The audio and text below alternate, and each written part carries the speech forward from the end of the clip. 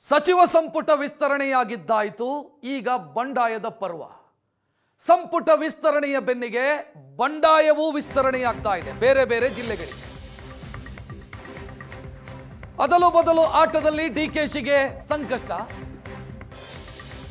ಪ್ರಾದೇಶಿಕ ಪ್ರಾತಿನಿಧ್ಯ ಅಂತ ನೋಡಿದ್ರೆ 10 ಜಿಲ್ಲೆಗೆ ಅವಕಾಶ ಸಿಕ್ಕಿಲ್ಲ. ಆ ಜಿಲ್ಲೆಗಳಲ್ಲಿ ಈಗ ಅಸಮಾಧಾನ. ಸಚಿವ ಸ್ಥಾನ ಕೈ ತಪ್ಪಿದ್ದಕ್ಕೆ ಕಾಂಗ್ರೆಸ್ನಲ್ಲಿ ಬಂಡಾಯ ಸ್ಫೋಟಗೊಳ್ತಾ ಇದೆ. ಹಲವು ಶಾಸಕರು ರಾಜೀನಾಮೆಯ ಎಚ್ಚರಿಕೆಯನ್ನು ಕೊಟ್ಟಿದ್ದಾರೆ. ಹೈಕಮಾಂಡಿಗೂ ಮುಖ್ಯಮಂತ್ರಿಗೂ ಕಾಂಗ್ರೆಸ್ ಶಾಸಕರ ನಡೆ ಇಕ್ಕಟ್ಟಿಗೆ ಸಿಲುಕಿಸಿದೆ. ಶಾಸಕರನ್ನ ಸಮಾಧಾನ ಮಾಡೋದು ಹೇಗೆ? ಇದು ದೊಡ್ಡ ಸವಾಲು.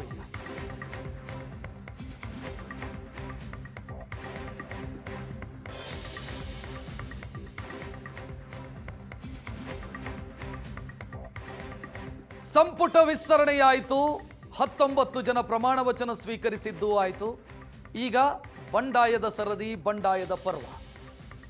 ಶಾಸಕರು ರಾಜೀನಾಮೆಯ ಬೆದರಿಕೆಯನ್ನು ಹಾಕ್ತಾ ಇದ್ದಾರೆ. ರಾಜೀನಾಮೆಯ ಬೆದರಿಕೆ ಹಾಕಿರುವಂತ ಶಾಸಕರು ಯಾರೂ ಕೂಡ ಸಾಮಾನ್ಯದ ಶಾಸಕರಲ್ಲ, ಪ್ರಭಾವಿ ಶಾಸಕರೇ. ನಿನ್ನೆ ಒಬ್ಬರು ರಾಜೀನಾಮೆ ಪತ್ರವನ್ನು ಕೊಟ್ಟಾಯಿತು. ಇವತ್ತು ಇನ್ನೂ ಕೆಲವರು ರಾಜೀನಾಮೆಯ ಮಾತುಗಳನ್ನಾಡಿದ್ದಾರೆ.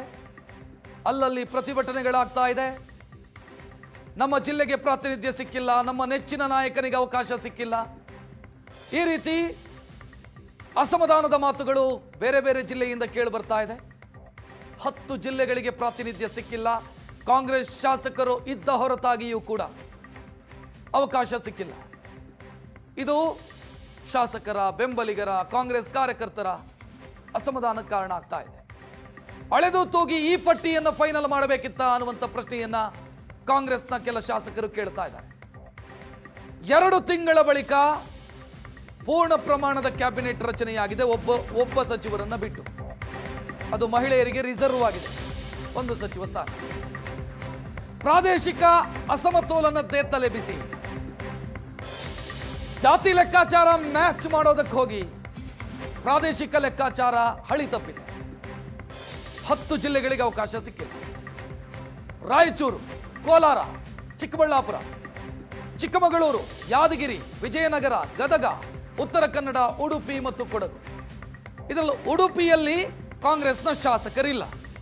ಉಡುಪಿಯ 5 ಕ್ಷೇತ್ರದಲ್ಲೂ ಬಿಜೆಪಿ ಶಾಸಕರಿರೋದು. ಉಡುಪಿಯೊಂದನ್ನು ಹೊರತುಪಡಿಸಿದ್ರೆ ಮತ್ತೆ ಎಲ್ಲಾ ಕಡೆ ಕಾಂಗ್ರೆಸ್ನ ಶಾಸಕರಿದ್ದಾರೆ. ಆದರೂ ಆ ಜಿಲ್ಲೆಗಳಿಗೆ ಪ್ರಾತಿನಿಧ್ಯ ಸಿಕ್ಕಿಲ್ಲ. ಜಾತಿ ಬ್ಯಾಲೆನ್ಸ್ ಮಾಡೋದಕ್ಕೆ ಹೋಗಿ ಪ್ರಾದೇಶಿಕ ಲೆಕ್ಕಾಚಾರ ಹಳಿ ತಪ್ಪಿದ ರೀತಿಯಲ್ಲಿ ಕಾಣ್ತಿದೆ. ಕೊಡಗಿನಲ್ಲಿ 2 ಶಾಸಕರು, 2 ಕಾಂಗ್ರೆಸ್ನವರು.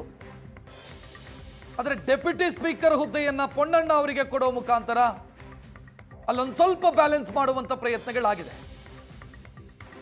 ಅದನ್ನ ಬಿಟ್ಟರೆ ಕೋಲಾರ, ಚಿಕ್ಕಬಳ್ಳಾಪುರದ ಶಾಸಕರು ನಿಗಿ ಕೆಂಡವಾಗಿದ್ದಾರೆ. ಅವಕಾಶ ಸಿಕ್ಕಿಲ್ಲ ನಮಗೆ, ನಮ್ಮ ಜಿಲ್ಲೆಗೆ ಅವಕಾಶ ಸಿಕ್ಕಿಲ್ಲ. ರಾಯಚೂರಲ್ಲಿ ಅವಕಾಶ ಕೊಟ್ಟಿಲ್ಲ. ಉತ್ತರ ಕನ್ನಡದಲ್ಲಿ ಕೊಟ್ಟು ತೆಗೆದುಕೊಂಡ್ರು. ಚಿಕ್ಕಮಗಳೂರಲ್ಲಿ ಕೊಟ್ಟು ತೆಗೆದುಕೊಳ್ಳಲಾಯಿತು ಕೊನೆ ಕ್ಷಣದಲ್ಲಿ. ಸೊ ಇದು ಆ ಜಿಲ್ಲೆಯ ಕಾಂಗ್ರೆಸ್ ಕಾರ್ಯಕರ್ತರ, ಕಾಂಗ್ರೆಸ್ ನಾಯಕರ ಸಿಟ್ಟಿಗೆ ಕಾರಣ ಆಗ್ತಾ ಇದೆ. ಅವಿಭಜಿತ ಕೋಲಾರ ಜಿಲ್ಲೆ. ಕಳೆದ ಬಾರಿ ಡಾಕ್ಟರ್ MC ಸುಧಾಕರ್ ಇದ್ರು ಆ 2 ಜಿಲ್ಲೆಗೆ ಸಂಬಂಧಿಸಿ. ಈ ಬಾರಿ ಯಾರಿಗೂ ಅವಕಾಶ ಸಿಕ್ಕಿಲ್ಲ. ಗದಗಕ್ಕೆ ಸ್ಪೀಕರ್ ಸ್ಥಾನ ಸಿಕ್ಕಿದೆ, ಸಚಿವ ಸ್ಥಾನ ಸಿಕ್ಕಿಲ್ಲ. ಹೆಚ್ಚಿನ ಡೀಟೇಲ್ ನೀಡೋದಕ್ಕೆ ನಮ್ಮ ಪ್ರತಿನಿಧಿ ಮಾರುತೇಶ್ ನೇರ ಸಂಪರ್ಕದಲ್ಲಿ. ಮಾರುತೇಶ್, ಈಗ ಉಡುಪಿ ಅಂತಾದ್ರೆ ಅಲ್ಲಿ ಕಾಂಗ್ರೆಸ್ನ ಶಾಸಕರಿಲ್ಲ, ಆ ಕಾರಣಕ್ಕಾಗಿ ಕೊಡೋದಕ್ಕಾಗಿಲ್ಲ ಅಂತ ಅನ್ಕೊಳ್ಳೋಣ. ಇನ್ನು ಕೆಲ ಜಿಲ್ಲೆಗಳೆಲ್ಲ 5 ಮಂದಿ ಕಾಂಗ್ರೆಸ್ ಶಾಸಕರಿದ್ದಾರೆ. ಬಟ್ ಜಾತಿ ಬ್ಯಾಲೆನ್ಸ್ ಮಾಡೋದಕ್ಕೆ ಹೋಗಿ ಪ್ರಾದೇಶಿಕ ಸಮತೋಲನ ಹಳಿ ತಪ್ಪಿದ್ಯಾ ಹೇಗೆ ಇಲ್ಲಿ? ರಕ್ಷಿತ್, ಖಂಡಿತ ಹೌದು. ಯಾಕಂದ್ರೆ ಈಗ ಕಾಂಗ್ರೆಸ್ ಈಗ ಆಗಿರ್ತಕ್ಕಂತಹ ಸಚಿವರ ಪೈಕಿ ಜಾತಿ ಲೆಕ್ಕಾಚಾರವನ್ನು ನೋಡಿದಾಗ SC ಸಮುದಾಯಕ್ಕಿರ್ಬೋದು, ಲಿಂಗಾಯತ ಸಮುದಾಯಕ್ಕಿರ್ಬೋದು, OBC ವರ್ಗಕ್ಕಿರ್ಬೋದು, ಒಕ್ಕಲಿಗರಿಗಿರ್ಬೋದು, ಎಲ್ಲರಿಗೂ ಕೂಡ ಅವಕಾಶವನ್ನು ಮಾಡಿಕೊಡುವಂಥ ಪ್ರಯತ್ನವನ್ನು ಮಾಡಿದ್ದಾರೆ. ಆ ಪ್ರಯತ್ನ ಮಾಡಿದ ಸಲುವಾಗಿಯೇ ಕೆಲ ಜಿಲ್ಲೆಗಳಿಗೆ ಪ್ರಾತಿನಿಧ್ಯ ಕೊಡಲಿಕ್ಕೆ ಆಗಲಿಲ್ಲ ಅನ್ನೋದು ಕೂಡ ಅಷ್ಟೇ ಸತ್ಯ. ಸುಮಾರು 9 ಜಿಲ್ಲೆಗಳಿಗೆ ಪ್ರಾತಿನಿಧ್ಯ ಸಿಗದೇ ಇರುವಂಥದ್ದು ಇದು ಮುಂದಿನ ದಿನಗಳಲ್ಲಿ ಯಾವ ಪರಿಣಾಮಗಳನ್ನು ಬೀರುತ್ತೆ ನೋಡ್ಬೇಕು. ಯಾಕಂದ್ರೆ ಪ್ರಾದೇಶಿಕ ಸಮತೋಲನ ಇರಬೇಕಾಗುತ್ತೆ, ರಾಜಕೀಯ ದೃಷ್ಟಿಯಿಂದ ಇರ್ಬೋದು, ಮುಂದಿನ ಚುನಾವಣೆಗಳ ದೃಷ್ಟಿಯಿಂದಲೂ ಕೂಡ ಪ್ರಾದೇಶಿಕ ಸಮತೋಲನ ಅತ್ಯಂತ ಪ್ರಮುಖವಾಗಿರುತ್ತೆ. ಯಾಕಂದ್ರೆ ನೀವು ಕಲಬುರಗಿ ಅಂತ ಜಿಲ್ಲೆಗೆ 3 ಸಚಿವ ಸ್ಥಾನಗಳನ್ನು ಕೊಡ್ತೀರಿ, ಬೆಳಗಾವಿಗೆ 2 ಸಚಿವ ಸ್ಥಾನ ಕೊಡ್ತೀರಿ, ಎರಡನೇ ಅತಿ ದೊಡ್ಡ ಜಿಲ್ಲೆ 11 ಕ್ಷೇತ್ರಗಳಿರುವಂಥ ತುಮಕೂರಿಗೆ ಕೇವಲ ಒಬ್ಬರೇ ಸಚಿವರನ್ನು ನಿಯೋಜಿಸಿದ್ದೀರಿ. ದಾವಣಗೆರೆಗೆ 2 ಕೊಟ್ಟಿದ್ದಾರೆ, ಮಂಡ್ಯಕ್ಕೆ 2 ಕೊಟ್ಟಿದ್ದಾರೆ, ಕೊಪ್ಪಳ ಅಂತ ಜಿಲ್ಲೆಗಳಿಗೂ ಕೂಡ 2 ಸಚಿವ ಸ್ಥಾನಗಳು ಸಿಗ್ತಾ ಇದೆ. ಸೊ ಈ ಥರದ ಒಂದೇ ಜಿಲ್ಲೆಗಳಲ್ಲಿ 2 ಸಚಿವ ಸ್ಥಾನ ಸಿಗುತ್ತೆ. ಆದರೆ ದೊಡ್ಡ ಜಿಲ್ಲೆ ಅಂತ ಗುರುಸ್ಕೊಂಡಿರ್ತಕ್ಕಂಥ ಜಿಲ್ಲೆಗಳಿಗೆ ಹೆಚ್ಚಿನ ಪ್ರಾತಿನಿಧ್ಯ ಸಿಗದೇ ಇರುವಂಥದ್ದು ಒಂದು ರೀತಿ ದೊಡ್ಡ ಮಟ್ಟದ ಆಕ್ರೋಶ ಕಾರಣವಾಗ್ತಾ ಇದೆ. ಅದು ಶಾಸಕರಿಂದ ಇರ್ಬೋದು, ಜೊತೆಗೆ ಜಿಲ್ಲೆಯ ಜನರ ದೃಷ್ಟಿಯಿಂದಲೂ ಕೂಡ ಈ ಥರದ ಒಂದು ವ್ಯಾಪಕ ಟೀಕೆಗೆ ಒಳಪಡ್ತಾ ಇದೆ. ಕೋಲಾರ ಚಿಕ್ಕಬಳ್ಳಾಪುರ ಕಳೆದ ಬಾರಿ 2ಕ್ಕೂ ಸೇರಿ MC ಸುಧಾಕರ್ ಅವರಿಗೆ ಅವಕಾಶ ಕೊಡಲಾಗಿತ್ತು. ಈ ಬಾರಿ ಕೋಲಾರ ಚಿಕ್ಕಬಳ್ಳಾಪುರ 2 ಜಿಲ್ಲೆಗಳಿಗೂ ಪ್ರಾತಿನಿಧ್ಯ ಸಿಗಿಲ್ಲ. ಅಲ್ಲಿ ಕಾಂಗ್ರೆಸ್ ಬಹಳ ಸ್ಟ್ರಾಂಗ್ ಇದೆ. ಕೋಲಾರ ಮತ್ತು ಚಿಕ್ಕಬಳ್ಳಾಪುರದಲ್ಲಿ ಕಾಂಗ್ರೆಸ್ JDS ನಡುವೆ ತೀವ್ರ ಪೈಪೋಟಿ ಯಾವಾಗಲೂ ಇರುತ್ತೆ. ಅಂತಹ ಪ್ರದೇಶಗಳಲ್ಲಿ ನೀವು ಉಳಿಸ್ಕೊಳ್ಬೇಕು, ಆ ಫೈಟ್ ಹಾಗೆ ಉಳಿಬೇಕು ಅಂತ ಹೇಳಿದ್ರೆ ಪ್ರಾತಿನಿಧ್ಯ ಕೊಡಬೇಕಾಗಿತ್ತು. ಚಿಕ್ಕಬಳ್ಳಾಪುರಕ್ಕೆ ಕಳೆದ ಬಾರಿ ಕೊಟ್ಟಾಗ ಈ ಬಾರಿ ಕನಿಷ್ಠ ಕೋಲಾರಕ್ಕಾದರೂ ಆ ರೆಪ್ರೆಸೆಂಟೇಷನ್ ಕೊಡಬೇಕಾಗಿತ್ತು. ಕೋಲಾರದಲ್ಲಿ ರೆಪ್ರೆಸೆಂಟೇಷನ್ ಕೊಡದೇ ಇರತಕ್ಕಂಥದ್ದು ದೊಡ್ಡ ಮಟ್ಟದ ಆಕ್ರೋಶ ಕಾರಣವಾಗ್ತಾ ಇದೆ. ಯಾಕಂದರೆ ಇಡೀ ಕೋಲಾರ ಮತ್ತು ಚಿಕ್ಕಬಳ್ಳಾಪುರ ಒಂದು ದಲಿತ ದೊಡ್ಡ ವೋಟ್ ಬ್ಯಾಂಕ್ ಕಾಂಗ್ರೆಸ್ಗೆ ಇದೆ. ಆದರೆ ಆ ವೋಟ್ ಬ್ಯಾಂಕ್ ಕಾಪಾಡಿಕೊಳ್ಳುವಂಥ ನಿಟ್ಟಿನಲ್ಲಿ ಪ್ರಾತಿನಿಧ್ಯ ಸಿಗದೇ ಇರತಕ್ಕಂಥದ್ದು ಈಗ ಆಕ್ರೋಶ ಕಾರಣವಾಗಿದೆ. 2 ಜಿಲ್ಲೆಯ ಶಾಸಕರು ಇವತ್ತು ಒಂದು ಸಭೆ ಸೇರ್ತಾ ಇದ್ದಾರೆ. ಸಭೆಯ ಬಳಿಕ ತೀರ್ಮಾನಗಳನ್ನು ತೆಗೆದುಕೊಳ್ತಾರೆ. ಅಂದರೆ ಮುಂದೆ ಇದನ್ನು ಸರಿಪಡಿಸೋದಕ್ಕೆ ಏನಾದರೂ ಅವಕಾಶಗಳು ಇದೆಯಾ ಇಲ್ವಾ? ಒಂದು ವೇಳೆ ಸರಿಪಡಿಸದೇ ಇದ್ರೆ ಮುಂದೆ ಯಾವ ನಿರ್ಧಾರಗಳನ್ನು ತೆಗೆದುಕೊಳ್ಬೇಕು? ಜಿಲ್ಲೆಯ ಜನರ ದೃಷ್ಟಿಯಿಂದ ಇರ್ಬೋದು, ಕಾರ್ಯಕರ್ತರ ದೃಷ್ಟಿಯಿಂದ ಇರ್ಬೋದು, ಶಾಸಕರ ದೃಷ್ಟಿಯಿಂದ ಇರ್ಬೋದು, ಈ ಬ್ಯಾಲೆನ್ಸ್ ಮಾಡೋದಕ್ಕೆ ಅಥವಾ ಅದಕ್ಕೆ ಪರಿಹಾರ ಮಾರ್ಗಗಳು ಏನು ಅನ್ನೋದ್ರ ಬಗ್ಗೆಯೂ ಕೂಡ ಈ 2 ಜಿಲ್ಲೆಯ ಕಾಂಗ್ರೆಸ್ ಶಾಸಕರು ಸಭೆ ಸೇರಿ ತೀರ್ಮಾನಗಳನ್ನು ತೆಗೆದುಕೊಳ್ಳುತ್ತಿದ್ದಾರೆ. ಒಂದೇ ನಿಮಿಷ, ಈಗ ನಮ್ಮ ಜೊತೆಗೆ Bangarapete MLA SN Narayanaswamy phone ಸಂಪರ್ಕದಲ್ಲಿ. ಸರ್ ನಮಸ್ಕಾರ. ಸರ್ ನಮಸ್ಕಾರ. ನಮಸ್ಕಾರ. ನಮಸ್ತೆ. ಅವಿಭಜಿತ ಕೋಲಾರ ಜಿಲ್ಲೆಗೆ 1 ಸಚಿವ ಸ್ಥಾನ ಕೊಟ್ಟಿಲ್ಲ, ಯಾಕೆ ಈ ರೀತಿ ಆಗಿದೆ ಅಂತ ಹೇಳ್ತೀರಿ ಸರ್ ನೀವು? ಸರ್, ಇದು ನಮ್ಗೆ ಕೇಳೋದಾದ್ರೆ ನಾವು ಕೂಡ ಹೈಕಮಾಂಡ್ ಮುಖಂಡರನ್ನ ಎಲ್ಲಾ ಶಾಸಕರು ಒಗ್ಗಟ್ಟಾಗಿ ಹೋಗಿ ನಮ್ಮ 2 ಜಿಲ್ಲೆಗೆ ಅವಕಾಶ ಮಾಡಿಕೊಟ್ಟಿಲ್ಲ, ಖಂಡಿತ ಮಾಡಿಕೊಡಿ ಅಂತ ಮನವಿ ಮಾಡಿದ್ವಿ ಸರ್. ನಾವೆಲ್ಲಾ ರೀತಿಯಲ್ಲಿ ರಿಕ್ವೆಸ್ಟ್ ಮಾಡಿದ್ವಿ. ನನಗೆ ಯಾಕೆ ಅಂತ ನಮ್ಗೆ ಇವತ್ತು ಅರ್ಥ ಆಗ್ತಾ ಇಲ್ಲ. ಅಥವಾ ಕೋಲಾರ ಚಿಕ್ಕಬಳ್ಳಾಪುರ ಹೈಕಮಾಂಡ್ಗೆ ಕಾಂಗ್ರೆಸ್ ಪಕ್ಷಕ್ಕೆ ಅಗತ್ಯ ಇದೆಯಾ ಇಲ್ಲ ಅಂತ ನಮ್ಗೆ ಗೊತ್ತಾಗ್ತಾ ಇಲ್ಲ ಸರ್. ಹಾಗಾದ್ರೆ ನಾವು ಅವ್ರು ನೋಡಿದ್ರೆ ಎಷ್ಟು ನಾವೆಲ್ಲ ಅಗ್ರೆಸಿವ್ ಆಗಿ ಎಲ್ಲ ಒಟ್ಟಾಗಿ ಹೋಗಿ ಮನವಿ ಮಾಡಿದ್ರು ಕೂಡ ಗೌರವಾನ್ವಿತ ರಾಷ್ಟ್ರೀಯ ಅಧ್ಯಕ್ಷ ಆಗಿರ್ತಕ್ಕಂಥ ಮಲ್ಲಿಕಾರ್ಜುನ ಖರ್ಗೆ ಸಾಹೇಬರಾಗ್ಲಿ, ನಮ್ಮ ಮುಖ್ಯಮಂತ್ರಿ ಸಿದ್ದರಾಮಣ್ಣವರಾಗ್ಲಿ, ಮಾಜಿ ಮುಖ್ಯಮಂತ್ರಿಗಳು ನಮ್ಮ ಸಿದ್ದರಾಮಣ್ಣವರಾಗ್ಲಿ, ಮುಖ್ಯಮಂತ್ರಿಗಳು DK ಶಿವಕುಮಾರ್ ಆಗ್ಲಿ, ಇವು ಯಾರು ಕೂಡ ನಮ್ಮ ಮನವಿಗೆ ಸ್ಪಂದಿಸಿಲ್ಲ ಅಂತ ಬಹಳಷ್ಟು ನೋವಾಗಿದೆ ಸರ್. ಕಾರ್ಯಕರ್ತರು ಮುಖಂಡರು ಕೂಡ ಇವತ್ತು ಬಹಳಷ್ಟು ಗಲಾಟೆಗಳನ್ನ ಮಾಡ್ತಾ ಇದ್ದಾರೆ, ಎಲ್ಲ ಕಡೆ ದಂಡನೆ ಮಾಡ್ತಾ ಇದ್ದಾರೆ, ಅಗ್ರೆಸಿವ್ ಆಗಿದ್ದಾರೆ. ಸೋಷಿಯಲ್ ಮೀಡಿಯಾದಲ್ಲಿ ಈ ಪಕ್ಷದಲ್ಲಿ ಸಾಮಾಜಿಕ ನ್ಯಾಯ ಇಲ್ಲ, ದುಡಿಯೋರಿಗೆ ಬೆಲೆ ಇಲ್ಲ. ನಾವು ಕೂಡ 35-36 ವರ್ಷಗಳ ಕಾಲ ಸಕ್ರಿಯವಾಗಿ ಕಾಂಗ್ರೆಸ್ ದುಡ್ಕೊಂಡ್ ಬಂದಿದ್ದೀನಿ. ಪುರಸಭಾ ಸದಸ್ಯನಾಗಿ, ಪುರಸಭಾ ಅಧ್ಯಕ್ಷನಾಗಿ ಅನೇಕ ಸಮಾಜ ಸೇವೆ ಮಾಡ್ತಾ, ಇವಾಗ ಬೈ ಎಲೆಕ್ಷನ್ ಅಲ್ಲಿ ಪಕ್ಷದಲ್ಲಿ ಯಾರೂ ಇಲ್ಲದ ಕಾಲದಲ್ಲಿ ನಾನು ಆಸ್ತಿಗಳನ್ನು ಮಾರಿ ಬೈ ಎಲೆಕ್ಷನ್ ನಿಂತ್ಕೊಂಡು ಫೇಸ್ ಮಾಡಿದ್ದೀನಿ. ಅದಾದ ನಂತರ 3 ಬಾರಿ ಗೆದ್ದಿದ್ದೀನಿ, ಯಾರ ಸಪೋರ್ಟ್ ಇಲ್ಲದೆ 3 ಬಾರಿ ಜನರ ಸಪೋರ್ಟ್ ಅಲ್ಲಿ ಗೆದ್ದಿದ್ದೀನಿ, ಪಕ್ಷಕ್ಕೆ ಸೇವೆ ಮಾಡಿದ್ದೀನಿ. ಇವತ್ತು ಇಷ್ಟು ಸೇವೆ ಮಾಡಿರ್ತಕ್ಕಂಥ ನಮ್ಮನ್ನು ಕೂಡ ಕನ್ಸಿಡರ್ ಮಾಡದೆ ಈ 2 ಜಿಲ್ಲೆಗಳನ್ನ ಇವರು ಮಲ್ತಾ ಇದ್ರೊಳಗೆ ಕಾಣ್ತಾ ಇದ್ದಾರೆ. ಈಗ ನಾರಾಯಣ ಸ್ವಾಮಿ ಅವರ ದೆಹಲಿಗೆಲ್ಲ ಹೋಗಿ ಬಂದ್ರಿ, ಏನಾದ್ರೂ ಭರವಸೆ ಸಿಕ್ಕಿತ್ತ ನಿಮಗೆ? ನಿಮ್ ಟೀಮಿಗೆ ಏನಾದ್ರೂ ಭರವಸೆ ಸಿಕ್ಕಿತ್ತ? ಸರ್, ಡೆಲ್ಲಿಗೆ ಹೋದಾಗೆಲ್ಲ ಕೂಡ ಕನ್ಸಿಡರ್ ಮಾಡ್ತೀವಿ ಅನ್ನೋ ಮಾತನ್ನ ಆನಂದ್ ಸುರ್ಜೇವಾಲ ಹೇಳಿದ್ರು, ಖರ್ಗೆ ಸಾಹೇಬ್ರು ಹೇಳಿದ್ರು, ಎಲ್ಲರೂ ಹೇಳಿದ್ರು ಸರ್. ಆದ್ರೆ ಅವ್ರಿಗೆ ಏನು ಒಳಗಡೆ ಮೇಲೆ ಮಾತು ಕೇಳಿದ್ರು ಇಲ್ಲ ಮಾಡುತ್ತೋ ಮನಸ್ಸಿಂದ ಹೇಳಿದ್ರೆ ಗೊತ್ತಿಲ್ಲ. ಈಗ ನೋಡಿದಾಗ 1 ಜಿಲ್ಲೆಗೆ 2-3 ಕೊಟ್ಟಿದ್ದಾರೆ, ನಮ್ಮ 2 ಜಿಲ್ಲೆಗೆ 1 ಇಲ್ಲ ಅಂದ್ರೆ ನಾವೇನ್ ಸರ್, ಹೇಗೆ ಸರ್?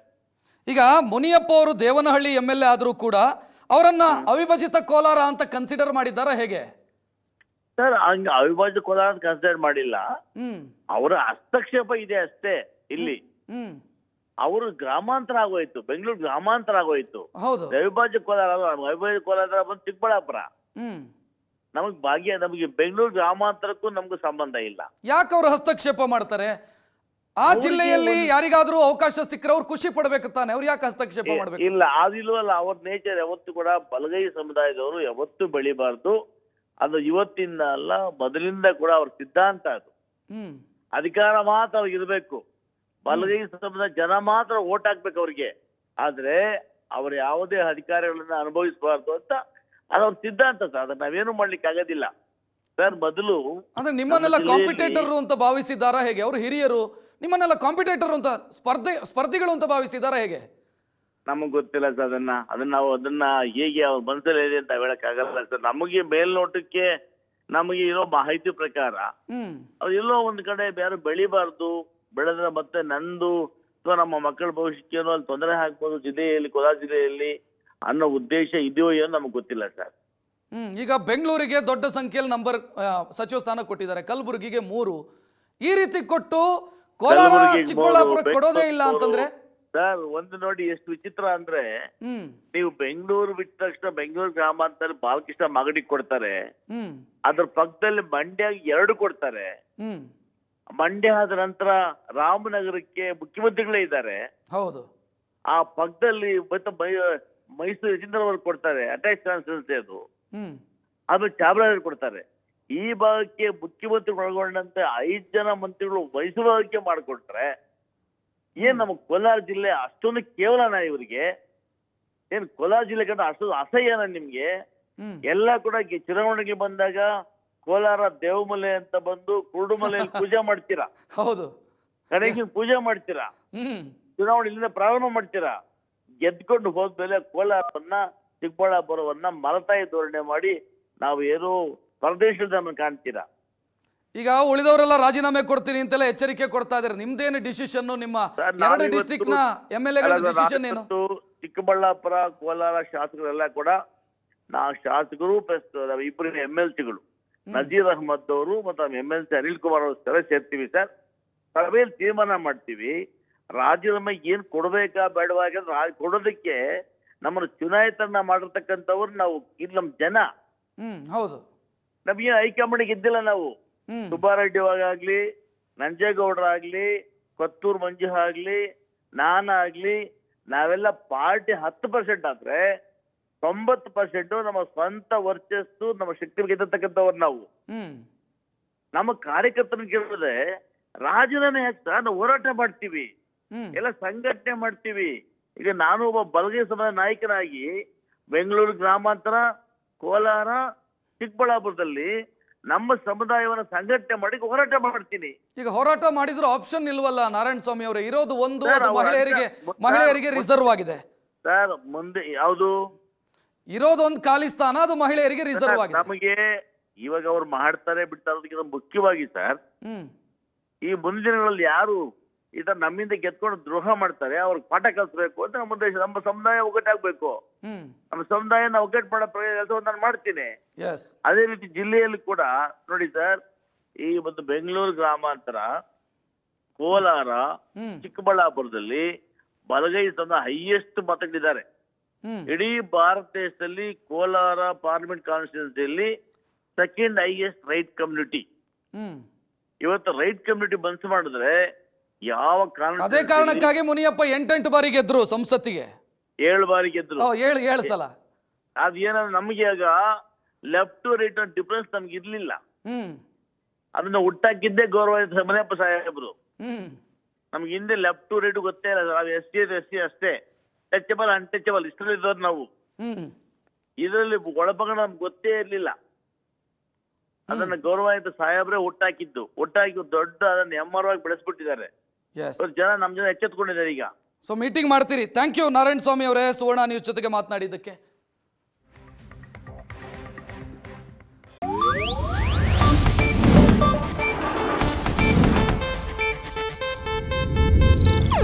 ಇದು ಏಷ್ಯಾನೆಟ್ ನ್ಯೂಸ್ ನೆಟ್ವರ್ಕ್ ಪ್ರಸ್ತುತಿ.